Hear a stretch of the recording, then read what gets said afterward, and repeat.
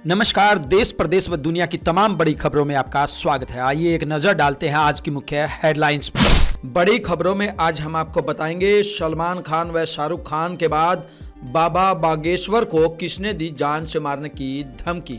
वहीं हम आपको बताएंगे किस कांग्रेस एमएलए को बीजेपी नेताओं में दिखने लगा है भगवान। वहीं आज हम आपको बताएंगे पंजाब के पूर्व उप मुख्यमंत्री सुखबीर सिंह बादल को क्यों सुनाई टॉयलेट साफ करने की सजा। वहीं हरियाणा में बार बार मायके जाने पर पति ने पत्नी को क्यों दी बड़ी सजा। वहीं हरियाणा में बीजेपी ने कैसे उड़ाई कांग्रेस नेताओं की नींद। वहीं आज हम आपको बताएंगे भूपेंद्र सिंह हुड्डा को किसानों के मुद्दे पर क्यों आया गुस्सा। देश भर में एक बार फिर तेज हुआ किसान आंदोलन, सड़कें ब्लॉक करने को लेकर क्या आया है नया मोड़। वहीं आज हम आपको बताएंगे फेरों पर झूमना क्यों पड़ा दो दूल्हों को भारी। इसके अलावा सरकारी अस्पताल की शर्मसार करने वाली खबर आई सामने, आप भी हो जाइए सावधान। वहीं आज हम आपको दिखाएंगे भाई ने सगी बहन से ही कैसे की ठगी। वहीं आज हम आपको बताएंगे प्रधानमंत्री नरेंद्र मोदी ने किस फिल्म की करी जमकर तारीफ। बड़ी खबरों में आज हम चर्चा करेंगे दिल्ली चुनाव से ठीक पहले अचानक बीजेपी व कांग्रेस की किस शख्स ने बढ़ाई मुश्किलें। वहीं आज हम आपको बताएंगे दुनिया के सबसे खतरनाक मिशन पर निकले एक इंडियन की क्या है कहानी, पूरी दुनिया में क्यों बना है चर्चा का विषय। वहीं हरियाणा की किस कांग्रेस नेत्री ने चुनाव में वोट नहीं दिलाने पर 10 लाख रुपए मांगे वापस, बताएंगे क्या है पूरा मामला। अब देखिए खबरें विस्तार से। आइए बात करते हैं बाबा बागेश्वर को हत्या की धमकी देने वाली खबर की। जी हां, मध्य प्रदेश स्थित बागेश्वर धाम के पीठाधीश पंडित धीरेन्द्र शास्त्री के बयान को लेकर पंजाब में बवाल शुरू हो गया है। 18 मार्च को मुरादाबाद में धीरेन्द्र शास्त्री ने हरिहर मंदिर को लेकर बयान दिया था। हालांकि पंजाब के सिख कट्टरपंथी बरजिंदर परवाना ने इसे अमृतसर स्थित हरमंदिर साहिब यानी गोल्डन टेम्पल से जोड़ दिया है। उसने पंडित शास्त्री को धमकी तक दे डाली है कि उनकी उल्टी गिनती शुरू हो गई है, चाहे जैसी मर्जी उन्हें मार डालेंगे। परवाना ने पंडित शास्त्री को पंजाब आने तक की चुनौती दे डाली। पंजाब के कपूरथला जिले के कादराबाद गांव में 26 से 30 नवंबर तक 5 दिन का समागम था, जिसके मंच से परवाना ने बाबा बागेश्वर को यह धमकी दी। वहीं इस मामले में एंटी टेररिस्ट फ्रंट इंडिया एवं विश्व हिंदू तख्त प्रमुख वीरेश शांडिल्य ने पुलिस से 48 घंटे के भीतर परवाना को गिरफ्तार करने की मांग की है।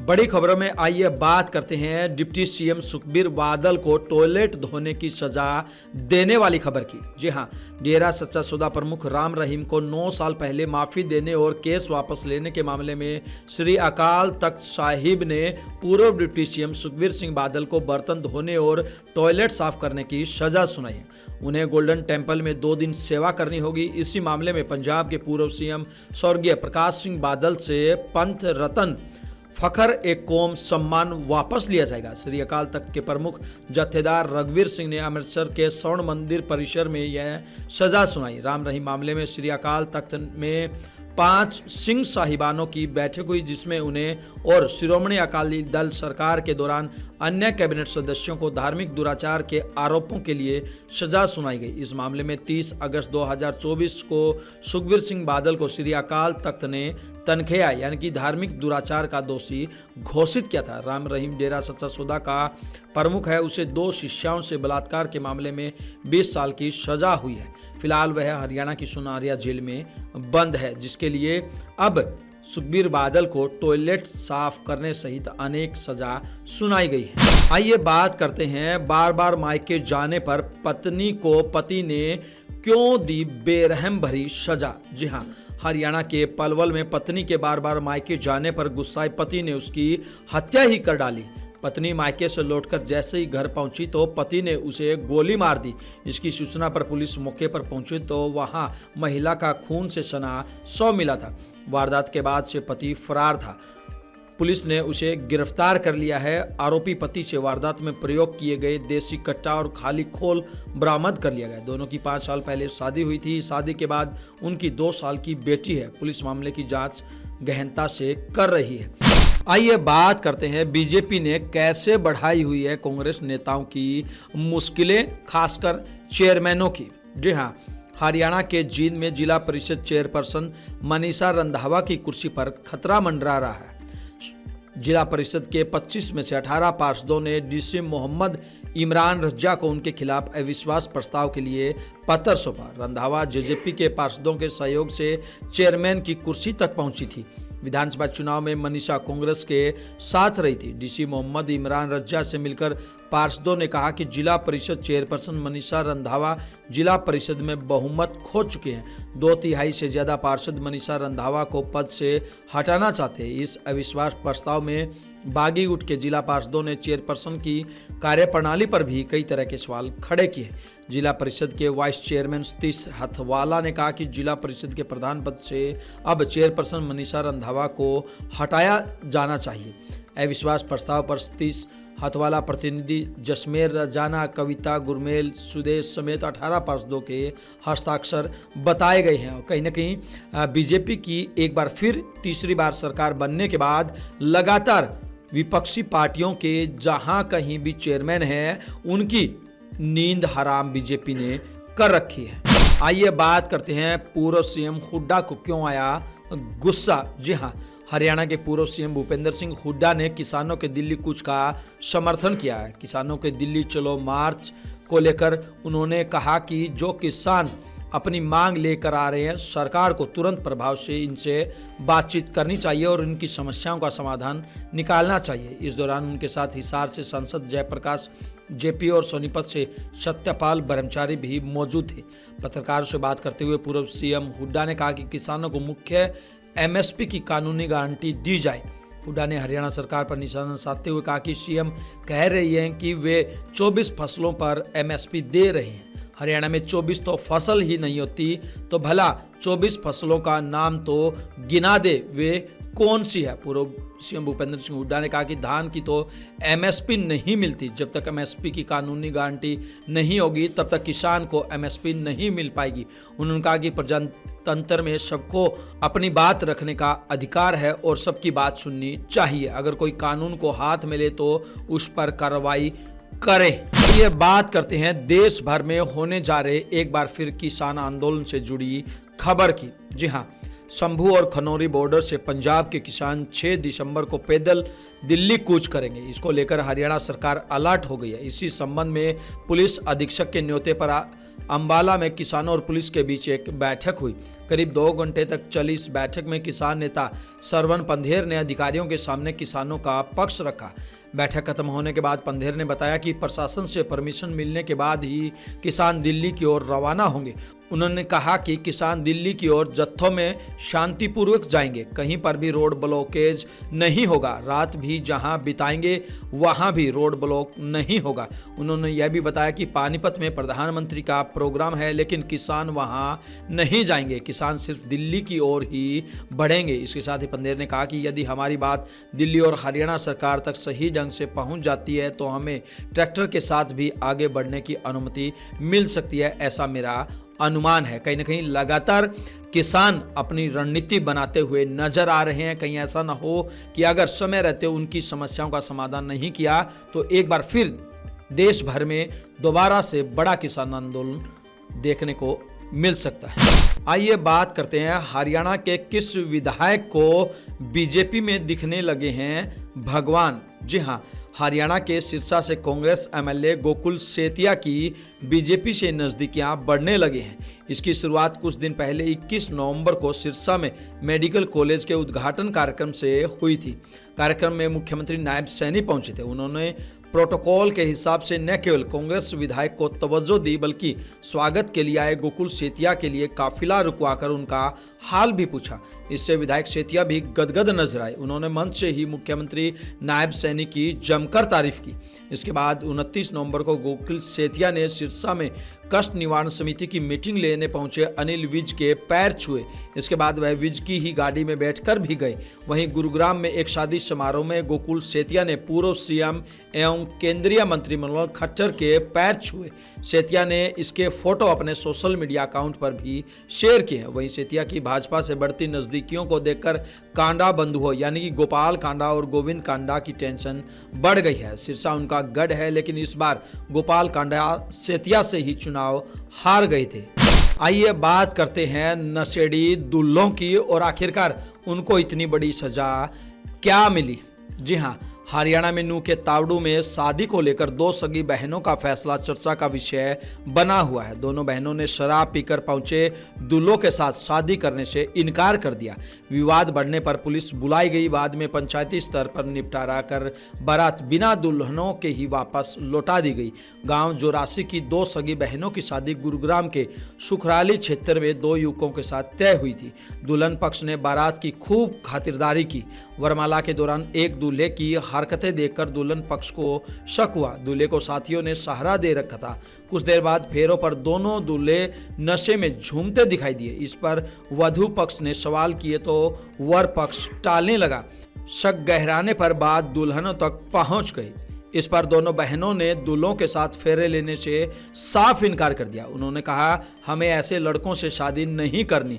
बाद में पुलिस भी बुला ली गई। दुल्हन पक्ष ने आरोप लगाया कि बारातियों ने दबाव बनाने के लिए हवाई फायरिंग भी की।